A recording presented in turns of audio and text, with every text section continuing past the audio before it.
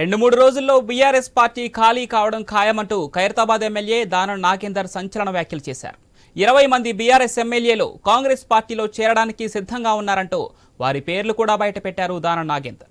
KCR విధానాలే BRS పార్టీని ముంచాయని, దీంతో ఆ పార్టీ నాయకులు అయోమయంలో ఉన్నారని వ్యాఖ్యానించారు. పోచారం శ్రీనివాసరెడ్డి కాంగ్రెస్ పార్టీలో చేరిన నేపథ్యంలో దానం నాగేందర్ స్పందించారు. పల్లా, హరీష్ రావు, కేటీఆర్, ప్రశాంత్ రెడ్డి తప్ప బీఆర్ఎస్ ఎమ్మెల్యేలంతా పార్టీ మారుతారని దానం నాగేందర్ వెల్లడించారు. ఇప్పటికే సంప్రదింపులు పూర్తయ్యాయని, త్వరలోనే హస్తం పార్టీలోకి వస్తారని దానం నాగేందర్ స్పష్టం చేశారు.